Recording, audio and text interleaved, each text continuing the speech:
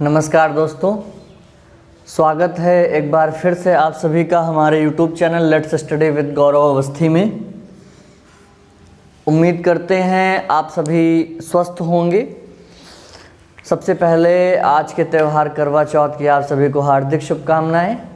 जिनका है उनका सलामत रहे और जिनका नहीं है उनको ईश्वर से प्रार्थना है कि जल्दी मिले। खैर, अधिगम हम लोग पढ़ रहे थे, अधिगम की थ्योरीज पढ़ रहे थे। थोड़ा सा ये वीडियो आने में लेट हुआ, कारण है हमने अभी अधिगम के थ्योरीज में आपको बता रखा है पुनर्बलन। तो आपके रिप्लाईज, आपके रिस्पांस हमें भी पुनर्बलित करते हैं, हमें भी प्रेरित करते हैं कि हम अपने वीडियोज़ और अच्छे से बनाएं। तो जितना अच्छे आपके रिस्पांस मिलेंगे हमें, उतना वीडियो अच्छे होंगे, हम ये कह सकते हैं, या जल्दी आने का प्रयास होगा। खैर, अधिगम की जो थ्योरीज, लर्निंग थ्योरीज हम लोग पढ़ रहे थे, थार्नडाइक का हमने पढ़ी थ्योरी, काफ़ी सारी चीज़ें हम लोगों ने उसमें चर्चाएं की। आज जिन थ्योरीज को हम पढ़ेंगे, शॉर्ट में लेकर के चलेंगे। उनमें से एक है पावलोव का शास्त्रीय अनुबंधन और एक है क्रिया प्रसूत अनुबंधन, स्किनर का है। पहले चर्चाएं करते हैं पावलोव के शास्त्रीय अनुबंधन की। तो एक वैज्ञानिक हैं इयान पात्रोविच पावलोव, हमने आपको बता रखा है। इन्होंने प्रयोग किए, अधिगम संबंधी प्रयोग किए। तो कुछ महत्वपूर्ण बातें हैं, उनको देखते हैं। सबसे पहले तो इनकी एक पुस्तक है, काफ़ी जानी मानी है, और उस पुस्तक का नाम है कंडीशन रिफ्लेक्सेस। कौन सी है? Condition reflexes. कंडीशन रिफ्लेक्सेस इनकी एक पुस्तक है इयान पात्रोविच पावलोव की। इस पुस्तक में उन्होंने जितने भी प्रयोग किए, उन प्रयोग संबंधी अवधारणाओं एवं विचारधाराओं को बताया है। और जिस जानवर पर इनका प्रयोग होता है उसका नाम था कुत्ता। क्या था नाम? कुत्ता। तो कुत्ते पर इन्होंने प्रयोग किए, बहुत सारे प्रयोग किए और अपना एक सिद्धांत दिया जिसे पावलोव का शास्त्रीय अनुबंधन कहते हैं, या इसी को अनुकूलित अनुक्रिया सिद्धांत या अनुबंधित अनुक्रिया सिद्धांत कहते हैं। है क्या प्रयोग, थोड़ा सा उसको जानने का प्रयास करते हैं, चर्चाएं बढ़ाते हैं। इन्होंने क्या किया कि एक कुत्ते को ये लेते हैं, ये जो मूलतः माने जाते हैं एक जीव मनोवैज्ञानिक माने जाते हैं। इसके लिए इनको जो पाचन क्रियाओं संबंधी इन्होंने प्रयोग किए, उस पर इन्हें नोबेल पुरस्कार भी 1904 में दिया गया। और बाकी जो इनका प्रयोग था, इन्होंने क्या किया कि एक कुत्ते को लेते हैं, उस कुत्ते की गले की ग्रंथियों को काट देते हैं और गले की ग्रंथियों को काट करके बीकर से जोड़ देते हैं। और उसके बाद अध्ययन करते हैं, उस कुत्ते को स्थिर रखा जाता है, बांध दिया जाता है, और ऐसी स्थितियां होती हैं उस कुत्ते की कि वह कुत्ता अपनी स्थान से क्या हो पाए, हिल डुल ना पाए। इसकी लार ग्रंथियों को काट करके एक बीकर से जोड़ दिया जाता है। तो ये कुत्ता क्या है, हिल डुल नहीं सकता है। और इसके पश्चात ये क्या करते हैं कि भोजन लाते हैं सामने। जैसे कुछ क्रियाएं होती हैं, हमारी नॉर्मल सी क्रियाएं हैं, जिनमें से एक क्रिया हम कह सकते हैं कि भोजन देखते ही क्या आ जाना, लार का आना। ये हमारी एक स्वाभाविक क्रिया है। और जैसे घंटी वगैरह बजती है या कोई जीव जंतु आता है, तो उस स्थिति में क्या होता है कि हमारा ध्यान उधर आकर्षित होता है ना। या हम ये कह लें कि कुत्ता क्या करता है, घंटी देखते ही क्या कर लेता है, कान खड़े कर लेता है। ठीक, तो ये जो व्यक्ति की स्वाभाविक क्रियाएं हैं, इन क्रियाओं को आधार बनाते हैं ये। भोजन देते हैं और भोजन देने पर लार आना एक स्वाभाविक क्रियाएं हैं, और इसका वो प्रयोग करते हैं, देखते हैं कि बीकर में क्या होती है, लार एकत्रित हो जाती है। अनुकूलन कराने का प्रयास करते हैं। उस स्थिति में ये पहले घंटी बजाते हैं और घंटी बजा करके भोजन प्रदान करते हैं, और भोजन प्रदान करने पर देखते हैं कि लार आ रही है। काफ़ी समय ये प्रयोग चलता है, महीने 2 महीने। और एक स्थिति ये बन जाती है कि कुत्ता जो है वो जैसे ही घंटी बजाई जाती है उसके मुंह में लार आनी शुरू हो जाती है। ठीक है, तो भोजन का उस घंटी के साथ ये अनुबंधन करा देते हैं। क्या करा देते हैं? अनुबंधन करा देते हैं। तो इस वजह से इनकी इस सिद्धांत को अनुबंधित अनुक्रिया सिद्धांत कहते हैं। कुत्ते की जो भी अनुक्रियाएं हैं, लार का आना, उसका अनुबंधन हो जाता है भोजन का घंटी के साथ। अनुकूलित अनुक्रिया सिद्धांत इसलिए कहते हैं कि इन्होंने अनुकूलन करा लिया। अनुकूलन हमने आपसे बताया क्या होता है। सामान्यतया हम कह सकते हैं कि जब हम लक्ष्य को प्राप्त कर लें या अपने आप को तथागत माहौल में ढाल लेना ही अनुकूलन कहलाता है।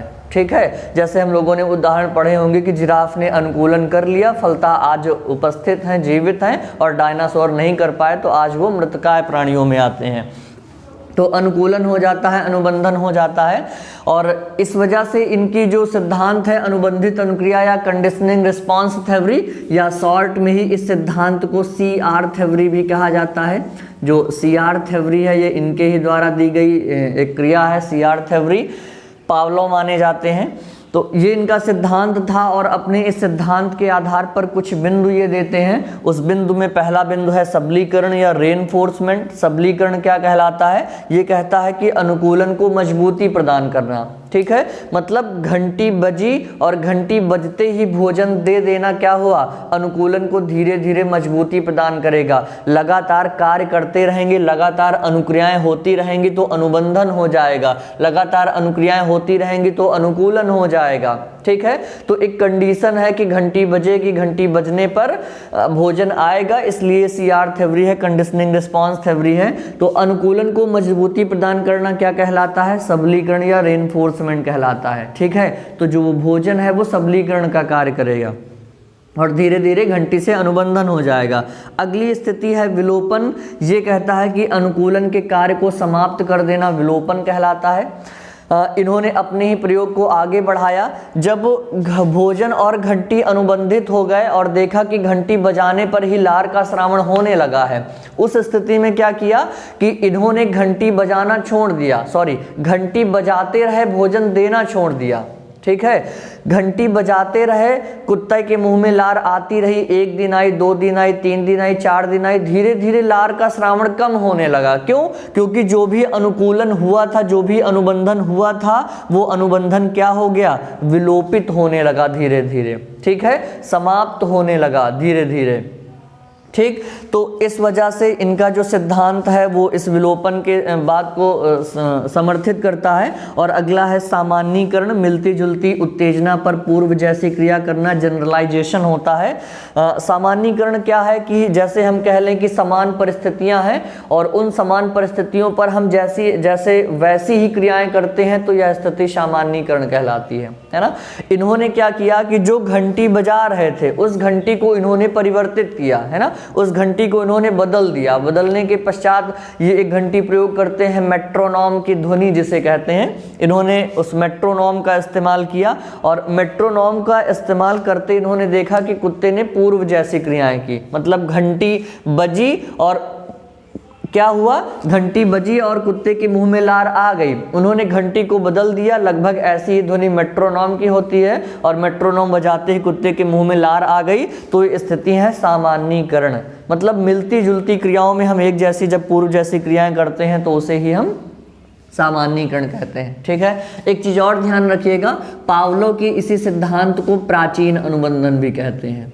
प्राचीन अनुबंधन भी कहते हैं। तो ये जो प्राचीन अनुबंधन है या क्लासिकल कंडीशनिंग थ्योरी है वो यही कही जाती है। पावलोव का शास्त्रीय अनुबंधन ही कहा जाता है। क्लासिकल कंडीशनिंग थ्योरी या प्राचीन अनुबंधन है, ठीक है। आगे बढ़ते हैं, स्किनर के सिद्धांत को देखते हैं। BF स्किनर इनका नाम पूरा था और पूरा नाम अगर हम कहें तो बेंजामिन फ्रैंकलिन स्किनर कह सकते हैं। तो स्किनर का जो क्रिया प्रसूत अनुबंधन है, अमेरिकी मनोवैज्ञानिक थे स्किनर महोदय। और अनुदेशन, आधुनिक अनुदेशन नहीं कह सकते, अभिक्रमित अनुदेशन का जनक भी इन्हें कहा जाता है। तो खैर अगर हम बात ये करें तो स्किनर की एक पुस्तक है, हम लोगों ने पढ़ी होगी, द बिहेवियर ऑफ ऑर्गेनिज्म, हमारे लिए महत्वपूर्ण है। The behaviour of organism, behaviour of organism इनकी पुस्तक है। ध्यान रखिएगा इस पुस्तक को, BF स्किनर की पुस्तक है द बिहेवियर ऑफ ऑर्गेनिज्म। और इन्होंने जिस जीव जंतु पर अपना प्रयोग किया उसका नाम था चूहा, ठीक है। और इन्होंने जिस बॉक्स का इस्तेमाल किया उसका नाम था स्किनर बॉक्स। इन्होंने रखा ध्वनिरोधी बॉक्स था ये, इसमें ध्वनि अंदर की बाहर नहीं जा सकती थी या बाहर की अंदर नहीं आ सकती थी। तो ये स्किनर की पुस्तक है द बिहेवियर ऑफ ऑर्गेनिज्म। एक और पुस्तक ध्यान में रखिएगा, बिहेवियरिज्म आती है, कंडीशन है आप भूल सकते हैं। तो बिहेवियरिज्म जो पुस्तक है वो JB वाटसन की, हमने आपको पुराने वीडियोस में बताया है।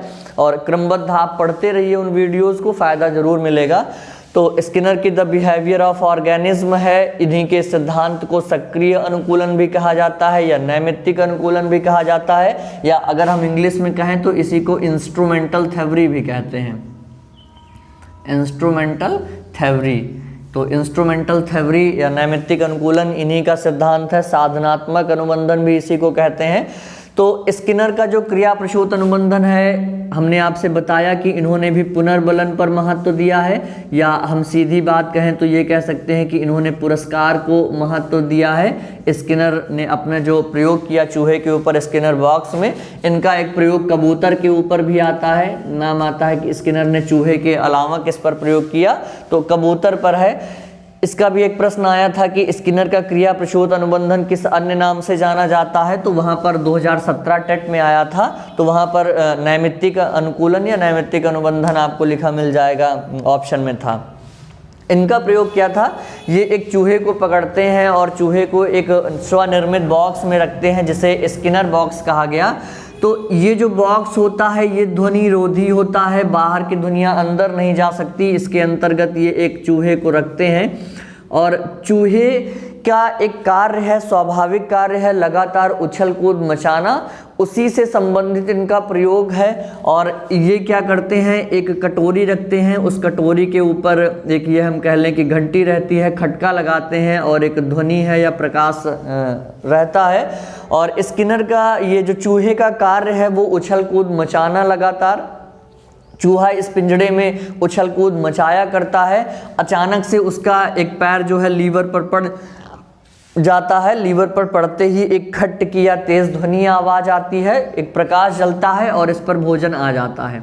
ठीक है, अब पहली स्थिति में तो हो सकता है चूहे ने ना देखा हो, जब उसकी नज़र भोजन पर पड़ती है तो वो भोजन कर भी लेता है, फिर से उसका वही कार्य है ना, एक सक्रिय व्यवहार, सक्रिय अनुकूलन कहा गया। क्यों, चूहा हमेशा सक्रिय रहेगा। ठीक है, उद्दीपक सामने नहीं है यहाँ पर, है ना, तो चूहा सक्रिय व्यवहार है कर रहा है, अचानक से उसका पैर फिर लीवर पर पड़ता है, फिर भोजन आ जाता है। तो कई बार ये क्रियाएं होने के पश्चात चूहे को ये पता चल जाता है कि यहाँ पर लीवर लगा हुआ है, यहीं पर जब हम पैर रखते हैं तो एक आवाज़ आ रही है और आवाज़ आते ही क्या मिल जा रहा है, भोजन मिल जा रहा है। ठीक है, यहाँ इसके पहले हमने थार्नडाइक को देखा कि बिल्ली के सामने भोजन रख रहे थे, पावलोव उस कुत्ते के सामने भोजन को लेकर के जा रहे थे, लेकिन चूहे के सामने भोजन नहीं था, है ना, उसे उस पुनर्बलन को पाने के लिए प्रयास करने पड़े और वो अपने सक्रिय व्यवहार को जारी रखता है। इसलिए इनका जो त्यौहार है या इनका जो ये सिद्धांत है वो सक्रिय अनुकूलन के नाम से जाना जाता है। ठीक है, बाकी जगह पर सक्रियताएं नहीं थी हम कह लें, और इस वजह से इनका आर टाइप का अनुकूलन भी कहते हैं। इनके सिद्धांत को ध्यान रखिएगा, आर टाइप का अनुकूलन, या हम कह लें आर का मतलब हो गया रिस्पॉन्स, रिस्पॉन्स, आर टाइप का अनुकूलन इनका सिद्धांत कहा जाता है। तो रिस्पॉन्स होते हैं, रिस्पॉन्स के तहत पुनर्बलन होता है, व्यवहार होता है। ये कहते हैं कि बालक है, बालक सक्रिय रहेगा तभी सीखेगा, अगर बालक निष्क्रिय है तो वह सीख नहीं पाएगा। ठीक, तो ये इनका था। आगे एक बिंदु है, कुछ कार्य करते हुए स्वेच्छा पूर्वक प्रयास करना, सक्रिय व्यवहार है, जो चीज़ें भी हमने आपको बताई कि स्वेच्छा पूर्वक कार्य करेंगे। अगला लिखा है किसी विशेष लक्ष्य की प्राप्ति के लिए सक्रिय रहते हुए अधिगम करना, नैमित्तिक अधिगम है, किसी निमित्त को, किसी उद्देश्य को ध्यान में रख करके सक्रिय रहना। पहले तो भोजन आया, बाद में भोजन पाने का एक उद्देश्य निर्धारित होता है। अधिगम के उद्देश्य को ध्यान में रखते हुए, पढ़ने के उद्देश्य को ध्यान में रखते हुए जब हम कार्य करेंगे तो वह सक्रिय अनुकूलन है ना। हमारे सामने भी एक उद्देश्य है कि हमें भी भर्ती क्लियर करनी है, सक्रिय अनुकूलन है। ठीक, तो विशेष लक्ष्य को ध्यान में रखते हुए प्राप्ति के लिए सक्रिय रहते हुए अनुकूलन करना नैमित्तिक अधिगम है। क्रिया प्रसूत का संबंध उत्तेजना से है। ध्यान रखना, यहाँ पर इस चूहे की उत्तेजना को बात की जा रही है कि जो क्रिया प्रसूत है वो उत्तेजना से है। अगर बालक उत्तेजित नहीं है, ठीक है, बालक सक्रिय नहीं है तो अधिगम नहीं कर पाएगा। अगर चूहे इस स्किनर बॉक्स में बैठा होता, सक्रिय ना होता, तो शायद कभी खटका ना दबता और शायद उसे कभी भोजन ना मिलता। अगला बिंदु लिखा है उद्दीपन प्रसूत है, स्टिमुलस है, और ये उद्दीपक से संबंधित है। ध्यान देना, जो उद्दीपन प्रसूत की बातें हैं वो इन्होंने की हैं, लेकिन उद्दीपन प्रसूत की अगर हम बात करें तो इसका संबंध थार्नडाइक से है। ठीक है, उद्दीपक अनुबंधित, या हम लोगों ने देखा होगा स्टिमुलेटेड रिस्पांस थ्योरी हम लोगों ने पढ़ी होगी, थार्नडाइक की हमने आपको पहले वीडियो में इसके बताया है।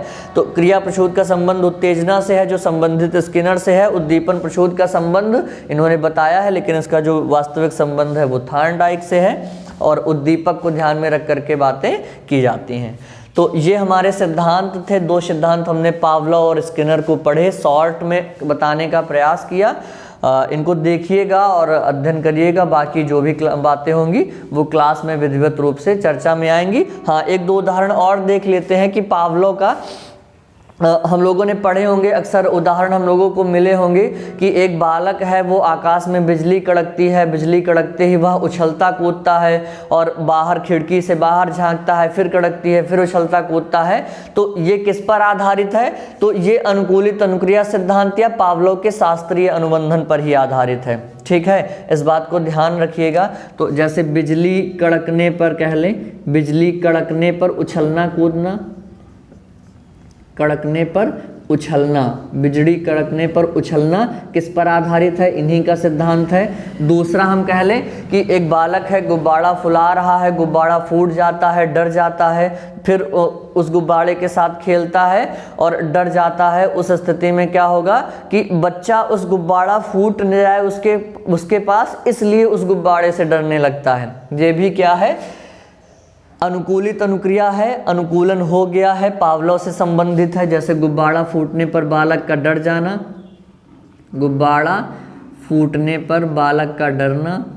तो ये जितने भी हैं, या हम कह लें कि जो सर्कस के शेर होते हैं, वो सर्कस के शेर भी किस आधार पर डरते हैं? वो पावलोव के इसी नियम का पालन करते हैं। या हम दूसरी बात कह लें कि एक कुत्ता है, वो कुत्ते हमको देख करके हम उसे मारते हैं तो भाग जाता है, दोबारा की स्थिति में क्या होता है कि वो हमको देखते ही भाग जाता है।